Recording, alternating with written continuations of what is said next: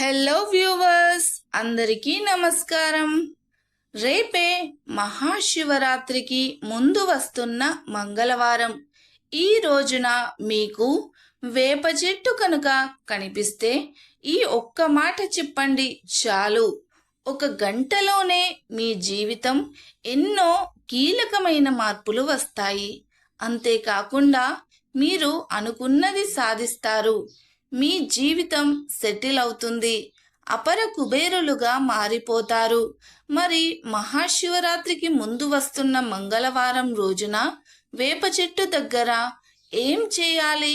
వేప చెట్టు దగ్గర ఏ విధమైనటువంటి మాటలు మాట్లాడాలో ఈ రోజు మనం ఈ వీడియోలో ప్రత్యేకంగా తెలుసుకుందాం. ఫ్రెండ్స్, ఫస్ట్ అయితే ఈ వీడియోకి ఒక లైక్ కొట్టి మా ఛానల్ని ఇంకా సబ్స్క్రైబ్ చేసుకోకపోతే తప్పకుండా సబ్స్క్రైబ్ చేసుకోండి. మీ ఒక్క లైక్ అనేది మాకు ఎంతో సపోర్ట్ని ఇస్తుంది. ఈ వీడియోలోకి వెళ్తే, శివయ్యకు భక్తులంటే మహా ఇష్టం. అందుకే భక్తులకు కూడా శివుడంటే పరమ నమ్మకం. అందుకే భక్తులు మహాదేవుని ప్రతిరోజు స్మరించుకుంటూ నిత్యం శివరాత్రి లాగానే జరుపుకుంటూ ఉంటారు. అయితే మాఘమాసంలో బహుళ చతుర్థి నాడు మహాశివరాత్రి ఏర్పడుతుంది. ఆ రోజున చేసేటటువంటి శివరాత్రి శివారాధన ఎంతో విశేషంగా ఉంటుంది. మహాశివరాత్రి, ముఖ్యంగా మహాశివరాత్రి పరమశివునికి ఎంతో ప్రీతికరమైన రోజు అని మన ధర్మశాస్త్రాలు సైతం చెబుతున్నాయి. ఈ రోజున ప్రతి ఒక్కరూ ఉపవాసమున్నా, జాగరణ చేసినా, ఆ రోజంతా శివనామస్మరణతో గడిపినా కూడా ఎంతో విశేషమైనటువంటి ఫలితాలు వస్తాయి. ముఖ్యంగా ఆ రోజు శివుడికి బిల్వార్చన, రుద్రాభిషేకం లాంటివి చేయించడం కూడా ఎంతో శ్రేయస్కరం. ఉపవాసం అంటే ఉప ప్లస్ ఆవాసం అని అర్థం. అంటే శివనామస్మరణతో శివుడికి దగ్గరగా ఉండడం అని అర్థం.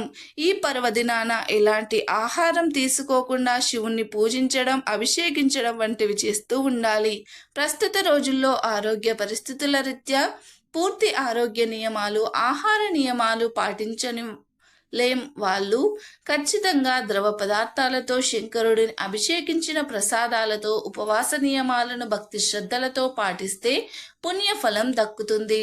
శివరాత్రి రోజున జాగరణ చేయడం వల్ల, రాత్రిపూట చేసే శివార్చన, శివాభిషేకం వల్ల శరీరంలో తేజస్సు వస్తుంది. అలాగే భగవంతుడు మీద సాధకులకు మోక్షక మార్గంలో ప్రయత్నించే వారికి కూడా ఇది విశేషమైనటువంటి సమయం. అంతేకాకుండా ఇలా చేయడం వల్ల శుభ ఫలితాలు కూడా లభిస్తాయి. అయితే మహాశివరాత్రి రోజున ఎలాంటి మంత్రం జపించకుండా కేవలం ఒక చెంబెడు నీళ్లతో అభిషేకం చేసినా అవి రెండూ సమానమే అంటాడు ఆ కైలాసనాథుడు. మంత్రం జపించకుండా కేవలం ఒక చెంబెడు నీళ్లతో అభిషేకం చేసినా అవి రెండూ సమానమే అంటాడు కైలాసనాథుడు. ముఖ్యంగా భక్త కన్నప్ప ఉదంతం ఈ కోవకు చెందింది అని మనం ప్రత్యేకంగా చెప్పుకోవచ్చు. మన హైందవ ధర్మం సాంప్రదాయంలో నిత్య, పక్ష, మాస, మహా, యోగ అనే 5 రకాల శివరాత్రులు ఉన్నాయని పురాణాలు చెబుతున్నాయి. ప్రతిరోజు శివుణ్ణి ఆరాధించడం నిత్య శివరాత్రి. ప్రతి మాసంలో శుక్ల బహుళ చతుర్దశి రోజున శివారాధన చేయడం పక్ష శివరాత్రి.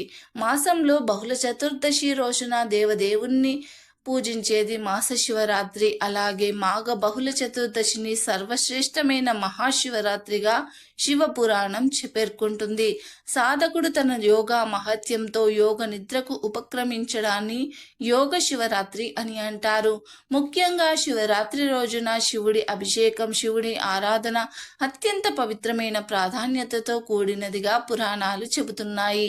శివుడు అభిషేక ప్రియుడు కనుక మహాశివరాత్రి రోజున సాయంత్రం 6 గంటల సమయం నుండి అర్ధరాత్రి 2 గంటల మధ్య వరకు చేసే రుద్రాభిషేకం, శివార్చనలు, బిల్వార్చనలు ఆయురారోగ్య, ఐశ్వర్య ప్రదాన్ని కలిగిస్తూ ఉంటాయి. ఈ సందర్భంగా లింగోద్భవంపై పురాణ గాథను ఇప్పుడు మనం తెలుసుకుందాం. బ్రహ్మ, విష్ణువు, మహేశ్వరులలో ఎవరు గొప్ప అనే వాదన ఏర్పడినప్పుడు ఆ సమయంలో ఈశ్వరుడు లింగ రూపం ధరిస్తాడు. ఆ లింగానికి ఆది అంత్యాలు కనుక్కోవాలని బ్రహ్మ, విష్ణు విష్ణువులకు చెబుతాడు. విష్ణువు శ్వేతవరాహ రూపంలో ఆ మహాలింగం యొక్క అంత్యం తెలుసుకోవడానికి కనుక్కునేందుకు ప్రయత్నిస్తాడు. అది తెలుసుకోలేకపోవడంతో అదే సమయంలో బ్రహ్మ శివలింగానికి పైభాగం వైపు వెళ్తాడు. అయితే ఆయన కూడా అది ఎక్కడో తెలుసుకోలేకపోతాడు. ఈ సమయంలోనే బ్రహ్మ కేతకీ పుష్పం అంటే మొగలి పువ్వు అలాగే గోవు కూడా దర్శనం ఇస్తాయి.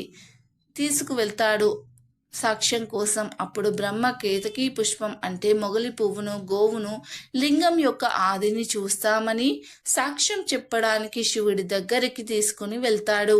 అప్పుడు శివుడు మహావిష్ణువు బ్రహ్మ చెప్పిన విషయాన్ని గ్రహించి బ్రహ్మను మొగలి పువ్వును గోమాతను శపిస్తాడు. బ్రహ్మదేవుడికి భూలోకంలో గుడి కానీ పూజలు కానీ ఉండవని శపిస్తాడు. అలాగే మొగలి పువ్వుకి పూజార్హత ఉండదని, గోవు ముఖంతో అబద్ధం చెప్పి తోకతో నిజం చెప్పడం వల్ల గోముఖం చూడడం పాపంగా, గోవు యొక్క వెనక భాగాన్ని చూస్తే పాప పరిహారంగా శపిస్తాడు. అలాగే శ్రీ మహావిష్ణువు సత్యం పలకడం వల్ల ఆయనకు విశ్వ ప్రావకత్వం అనుగ్రహిస్తాడు. బ్రహ్మ ద్వారా సృష్టించిన ప్రాణకోటిని రక్షించే భారం, మోక్షాన్ని ఇచ్చే అధికారం మహావిష్ణువుకు ఇవ్వడం మొత్తం కూడా లింగోద్భవ కాలంలోనే జరిగింది. ఇవన్నీ కూడా కూర్మ వాయుష్యో పురాణాల్లో ఈ కథ వినబడుతుంది. బ్రహ్మ కూడా శివుడికి లింగ రూపంలోనే ఉంటావని శపించడం ఈశ్వరునికి మహాశివరాత్రి రోజు శివలింగ అభిషేకానికి చేసే ప్రాధాన్యతను ఈ కథ ద్వారా తెలియజేస్తుంది. మన సనాతన ధర్మంలో బ్రహ్మ విష్ణు మహేశ్వరులందరికీ ఒకే రూపం ఉన్నప్పటికీ శివ రూపమే సనాతనమని, ఇదే సకల రూపాలకు మూలమని, ఇక శ్రీహరి విష్ణువు ఇంకా శివుడు ఆమె భాగం నుంచి బ్రహ్మ దక్షిణ భాగం నుంచి ప్రకటితమైనట్లు శాస్త్రాలు చెప్తున్నాయి. ఎంతటి విశిష్టత ఉన్నటువంటి మహాశివరాత్రి రోజున ఖచ్చితంగా వేప చెట్టు కనుక కనిపిస్తే మీరు ఎంతో విశేషమైనటువంటి ఆనందానికి ఆరోగ్యానికి గురవుతారు. అయితే శివరాత్రికి ముందు రోజు మంగళవారం రావడంతో వేప చెట్టు కనిపించినప్పుడు మీరు ఎట్టి పరిస్థితుల్లోనూ ఈ వేప చెట్టు దగ్గర ఈ మాట చెప్పండి. మీరు ఈ మంగళవారం రోజున ఉదయాన్నే తలంటు స్నానం చేసి చక్కగా వేప చెట్టు దగ్గరికి మీ ఇంట్లో మంచి నీటిని, ఒక చెంబెడు నీటిని వేప చెట్టు దగ్గరికి తీసుకువెళ్ళండి. ఈ విధంగా తీసుకెళ్లిన తరువాత వేప చెట్టు దగ్గర ఆ నీటిని పోయండి. నీటిని పోసి ఇంకా వేప చెట్టుతో మీ మనసులోని కష్టాలను, దుఃఖాలను, ఇంకా మీ సంతోషాలను అన్నీ కూడా ఆ చెట్టుతో పంచుకోండి. మీకు నిజంగా ఆ చెట్టు మీద నమ్మకంతో ఇంకా ఆ చెట్టు దగ్గర మీరు అలా నించొని మీ మనసులో ఉన్న మాటల్ని, ఇంకా మీ జీవితంలో తీరవలసినటువంటి కోరికల్ని కూడా మీరు ఆ చెట్టుతో చెప్పుకోండి. ఈ విధంగా చెప్పుకున్న తర్వాత మీరు ఖచ్చితంగా విశేషమైన ఫలితాలను పొందుకుంటారు.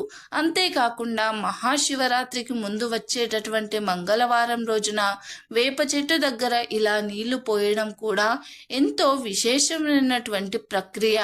అయితే ఈ విధంగా నీళ్లు పోసిన తర్వాత ఆ మట్టి నీటితో తడుస్తుంది కాబట్టి మీరు కొంత మట్టిని చేతిలోనికి తీసుకోండి. కుడి చేతితో తీసుకుని ఎడమ చేతిలో ఆ మట్టిని వేసుకోండి.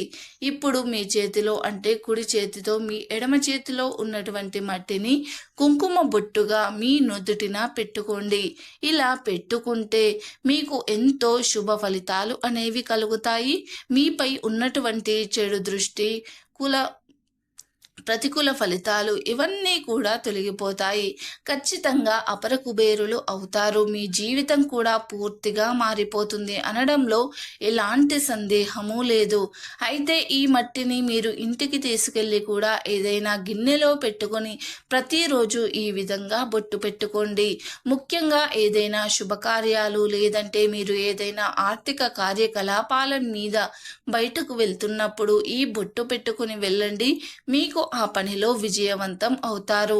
మా వీడియో నచ్చితే లైక్ చేయండి, షేర్ చేయండి. అలాగే ఈ ఛానల్ని సబ్స్క్రైబ్ చేసి గంట సింబల్ని యాక్టివేట్ చేసుకోండి. వీడియో నచ్చితే ఓం నమః శివాయ అని తప్పకుండా కామెంట్ బాక్స్లో కామెంట్ చేయండి. ధన్యవాదాలు.